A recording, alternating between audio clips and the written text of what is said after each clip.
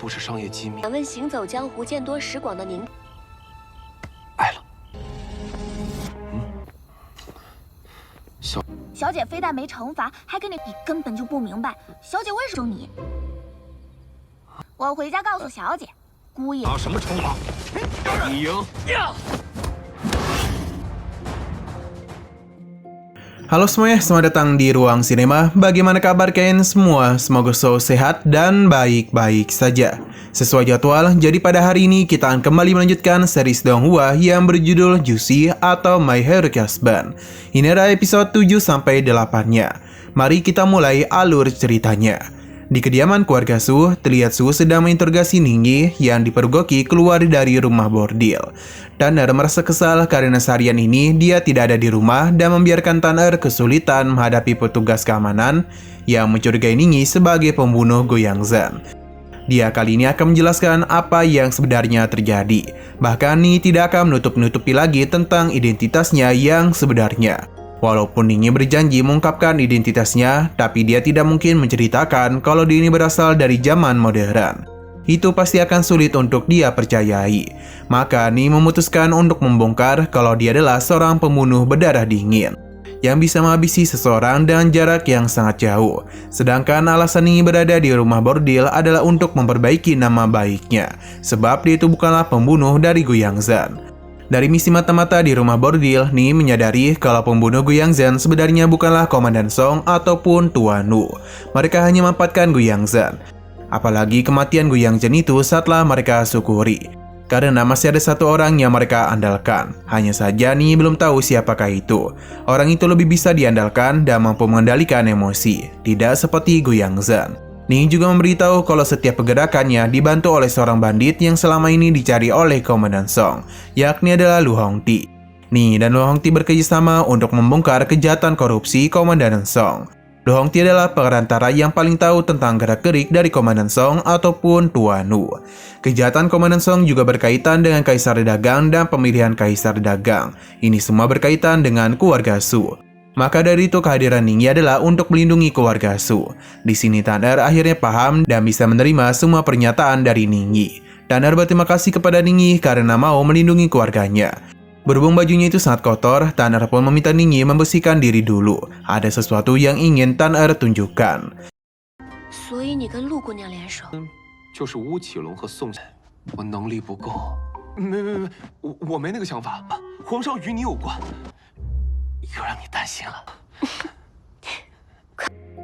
Setelah Ningyi merapikan diri, Tanner pun membuka kotak yang berisikan kain tenun emas yang sangat indah, yaitulah kain Minghua.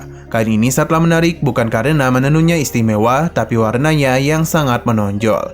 Dari sana, Tanner menyimpulkan kalau ingin mendapatkan kain sinda itu hanya harus memperhatikan proses penyelupan dan ternyata hasilnya sangatlah indah. Tanner akan menunjukkan tenun buatannya ini di pemilihan Kaisar Dagang. Karena dan begitulah hasil kain Tanner akan memenangkan Kaisar Dagang. Tanner tahu kalau keluarga Wu sangat ingin menghancurkan bisnis kain tenun keluarga Su. Selama ini keluarga Wu mendapatkan 80% jatah dagang sutra di Jiangling dan keluarga Su adalah penenun sutra nomor 1 di Jiangling. Jika keluarga Wu memenangkan Kaisar Dagang, sebenarnya tidak hanya keluarga Su saja yang dihancurkan, tapi yang lain juga. Tuan Wu yang mendominasi semua bisnis yang ada di situ. Di sini Ningyi tidak menyangka kalau ternyata Tanner sudah menyadari ada yang tidak beres dengan keluarga Wu. Maka dari itu Ningyi berjanji akan berusaha sekuat tenaga agar bisa menyelamatkan keluarga Su. 明皇不是商业机密。敢问行走江湖见多识广的您，爱了。 Di toko kain keluarga Su, terlihat toko sedang ramai. Tapi di tengah keramaian itu, salah satu pelayan toko meminta manajer Si untuk berbicara empat mata. Karena ada sesuatu hal yang sangat penting mengenai kemajuan toko. Di luar toko, pelayan menanyakan tentang para pengungsi yang akan masuk menjadi pengrajin tenun. Pelayan toko memperhatikan kalau kemampuan mereka sangat rendah. Jika dibiarkan, setiap hasil yang mereka buat malah akan menciptakan kerugian yang besar. Apakah manajer Si sudah mendiskusikan ini dengan Tanner? Di sini, manajer Si tetap memilih menggunakan para pengungsi dalam pembuatan kain tenun. Menurutnya, urusan ini bukanlah urusan Tanner. Biarkan manajer Si yang akan mengurusnya. Manajer Si pun meminta pelayan kembali ke dalam dan melayani pengunjung lagi. Setelah pelayan pergi, tidak lama dari itu Ningyi mengantarkan Tanner ke toko. Terlihat manajer Si menunjukkan wajah ketidaksukaan kepada Ningyi. Sejak Ningyi ada di hidup Tanner, Tanner selalu mengalami masalah. Untuk menyembunyikan perasaan itu, manajer Si segera mengajak Tanner masuk ke dalam dan meninggalkan Ningyi begitu saja. Ningyi kembali menemui Lu Hongtie di kedai Yunzu. Di sana Ningyi melaporkan kalau pembunuh Guiyangzhen bukanlah Komandan Song ataupun Tuan Wu.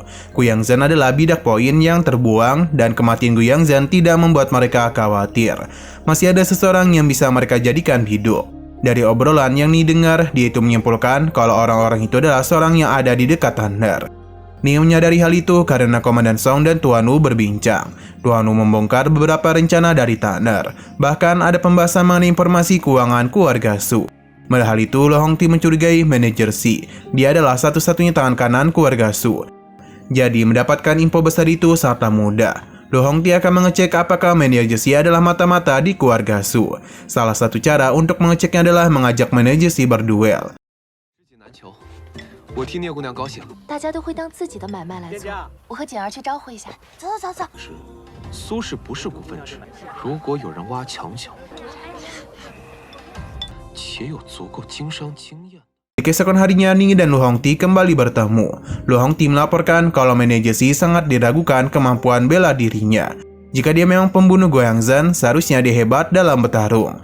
Tapi nyatanya saat Lu Hongtie berpura-pura merampok, manajer Si tidak melawan sama sekali. Untuk berdiri pun dia kesusahan. Tiap diberi pukulan, dia selalu terjatuh dan terjatuh lagi. Baik Ningyi dan Lu Hongtie, mereka kini mengalami kebuntuan. Tapi Ningyi tidaklah menyerah. Dia masih ingin memastikan siapa sebenarnya manajer Si itu. Maka dari itulah di malam harinya, Ningyi dan Xiu Chan diam-diam mengikuti manajer Si dari belakang. Selama mereka mengintai, Xiu Chan mengatakan kalau dia sulit mempercayai kalau manajer Si mengkhianati Tanner. Mengingat selama ini manajer Si sangatlah baik bekerja. Lagi pula, manajer Si bukanlah pegawai baru. Bisa dikatakan dia adalah tangan kanan keluarga Su. Bahkan, manajer Si adalah guru pertama Tanner dalam mempelajari bisnis keluarga. Manajer Si benar-benar membantu Tanner sampai padarnya Tanner sehebat sekarang dan bisa berdiri sendiri. Mendengar pernyataan itu, Ningyi curiga kalau pengkhianatan manajer Si terjadi ketika Tanner bisa berdiri sendiri. Harga diri manajer Si menurun drastis sejak saat itu. Saat Ningyi dan Xiao Chan sedang sibuk berbincang, Ningyi tidak sadar kalau manajer Si sudah tidak terlihat. Terlalu cepat jalannya untuk seseorang yang sedang pincang. Ningyi mencari sekitar tetapi tidak menemukan manajer Si. Xiao Chan pun mengajak Ningyi untuk pulang dan melepaskan kecurigaannya itu kepada manajer Si. Xiao Chan yakin Tanner sangat marah kalau Ningyi mencurigai orang kepercayaan dari Tanner. Dan terpaksa Ningyi pun menuruti perkataan Xiao Chan. 是我的错，工钱就由我出吧。理应由我承担。苏受伤了还能？小姐非但没惩罚，还给你根本就不明白，小姐为什么你？我回家告诉小姐，姑爷。 Setelah Ningyi pergi, barulah sosok manajer Si terlihat.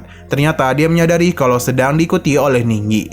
Manajer Si tidak ingin Ningyi mengikutinya karena ternyata dia itu akan menemui Tuan Wu.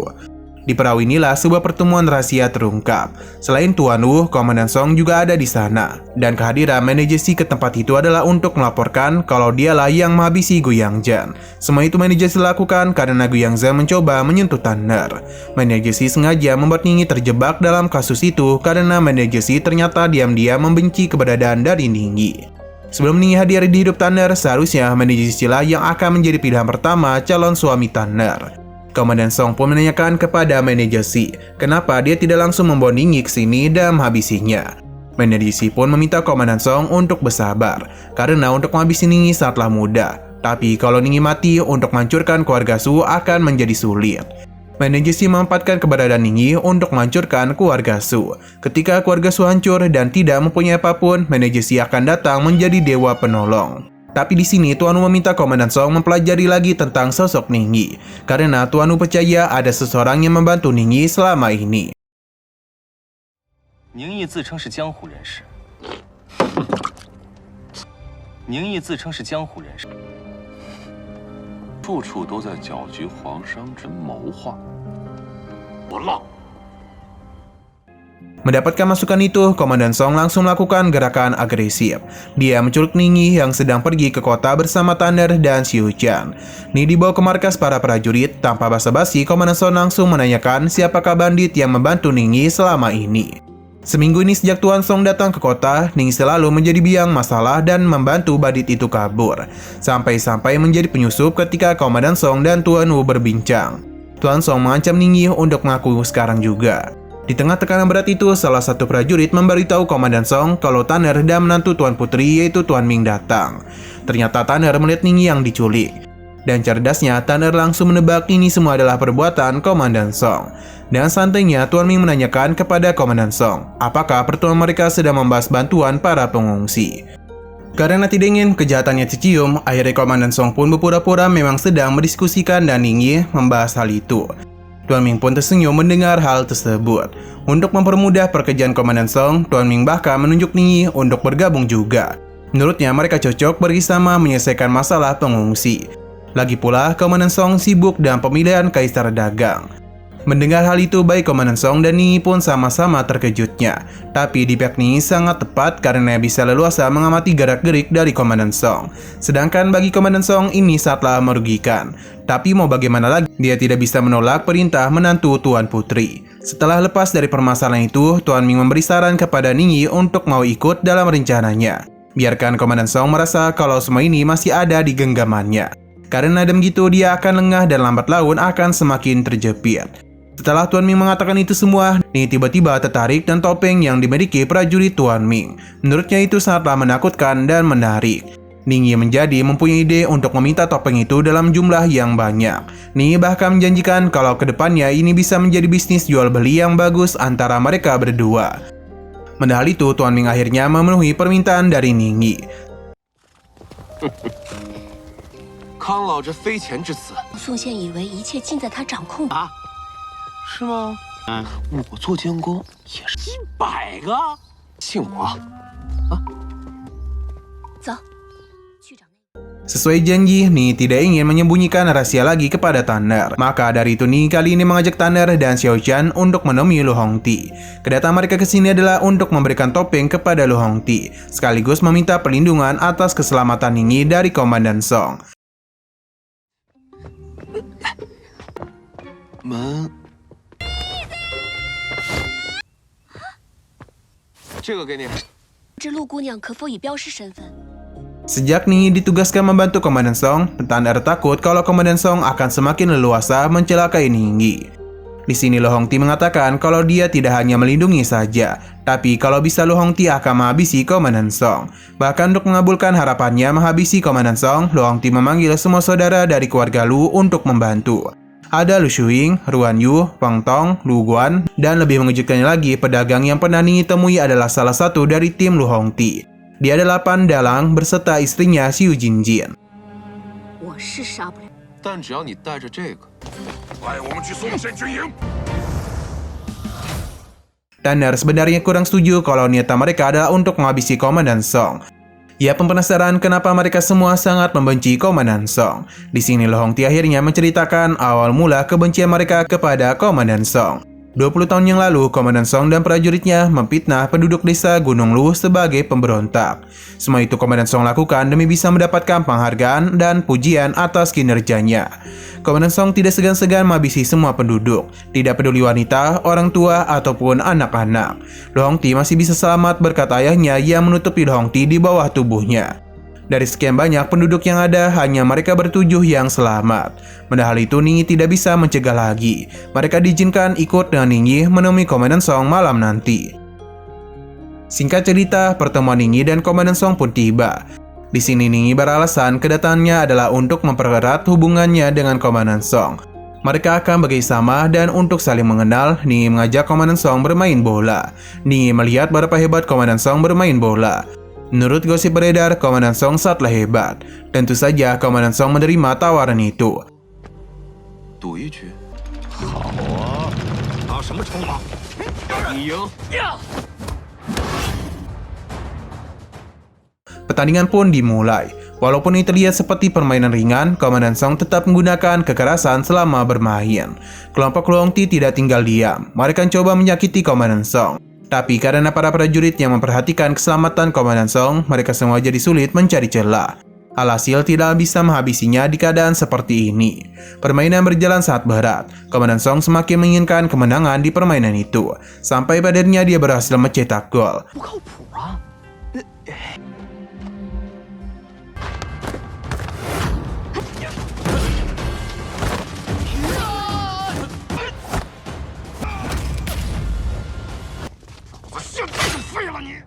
Tapi setelah mencetak gol, Komandan Song malah berniat menyerang Ningyi.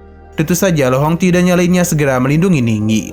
Komandan Song mengatakan kalau dia tidak takut menghabisi Ningyi, karena Komandan Song yakin kalau orang-orang yang ada di balik topeng itu sebenarnya adalah para bandit. Apa yang akan pemerintah lakukan jika tahu Ningyi bersama dengan para bandit? Di tengah perdebatan, gubernur datang mengucapkan selamat. Tentu saja Komandan Song terkejut apa yang gubernur lakukan di sini. Dan wajah yang gembira, gubernur mengatakan kalau dia mendapatkan undangan menonton bola dari Ningyi dan pertunjukan ini sangatlah memuaskan. Selain menonton pertandingan, gubernur juga berniat memberikan penghargaan kepada Komandan Song karena sudah melakukan penyelidikan mengenai kematian Gu Yangzhan. Dan penyelidikan itu membongkar penyimpanan curian yang dimiliki oleh Gu Yangzhan. Semua itu berkat informasi dari Ningyi. Gubernur bangga mereka berdua bisa bekerjasama.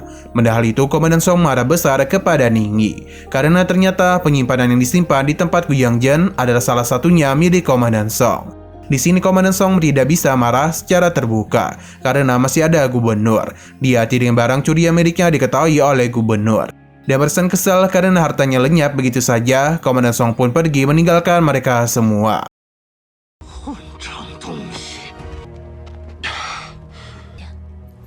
所幸人没事。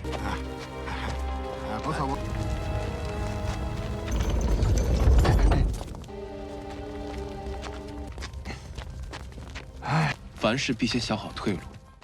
Selesai bertemu Komandan Song, Lu Hongti mengunjungi kediaman Tuan Ming. Dan di sana ada Tuan Xin juga. Lu Hongti meminta maaf karena tidak bisa menghabisi Komandan Song. Hal itu sangat berat karena Ningyi menunda pembunuhan Komandan Song sampai pada penjabat yang korupsi tertangkap secara terang-terangan. Di sini Tuan Ming tidak mempermasalahkannya, tapi Tuan Ming meminta Lu Hongti tetap dekat dengan keluarga Su. Pemilihan kaisar dagang semakin dekat, berarti hidup dan matian Ningyi maupun Komandan Song akan teruji di sana. 一为一，不用知道。 Nah, sayang sekali lagi seru-serunya episodenya ini malah bersambung. Oke, sekian dulu pada video kali ini. Untuk video selanjutnya akan segera hadir. Jadi bagi kalian yang ingin mengikuti series ini, langsung saja klik subscribe dan aktifkan loncengnya. Terima kasih yang sudah menonton video sampai habis. Jika ingin suka pada video ini, klik like dan share ke teman-teman kalian tentang channel ini. Dan ditunggu aja kelanjutannya. Oke, sampai jumpa di video selanjutnya.